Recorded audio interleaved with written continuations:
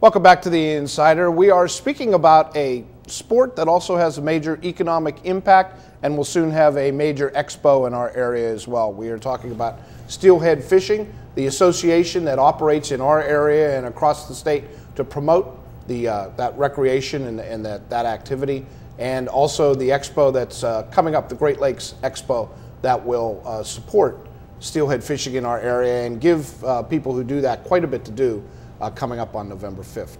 Joining me is John Hall, who is on the board with the State Association, and he's also co-chairing the Expo. So it must be quite a bit of work to put something of that size together and get all those people all in one place at one time. You could say that, and we are. I'm really proud of the effort that the Steelhead Association directors have put into. You have a lot of guys who really don't have any event planning experience, and we've rallied together early. We've gotten our arms around a lot of dimensions that nobody anticipated we would, and we've really harnessed a lot of energy to get the word out and to get the vendors and sponsors in and to really set this thing up to be a first-class event. So we've got a lot to be proud of in that regard. And of course, somebody came up with the idea that if you're going to get all those people together in one place that all like to fish, you might as well get them out and fish a little bit too. Tell me a little bit about that. Well, we would be nuts to think that the die-hard steelheaders are going to want to come and spend a whole day inside the building the first week in November. So we have a fishing tournament that will be running in the morning on November 5th. The tournament is a catch and release tournament. We are inviting people to sign up in two-person pairs or teams, and they will record the fish that they catch, the best fish, and bring the results into the expo in the afternoon.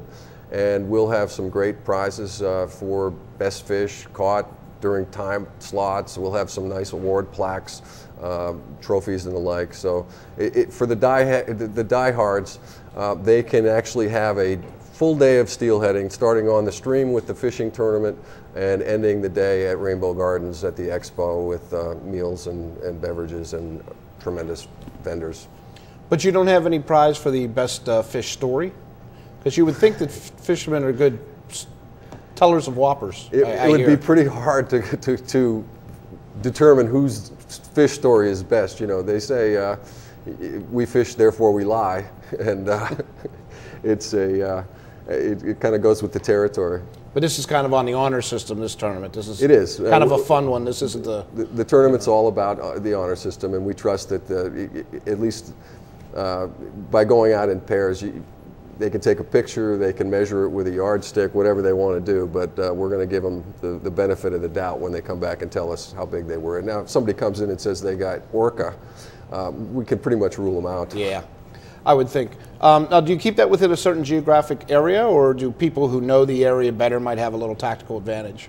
There are no limits to where you can fish during the tournament. In fact, we have members in New York and Ohio who are welcome to fish on their home streams before they come to Erie for the expo. So it's wide open.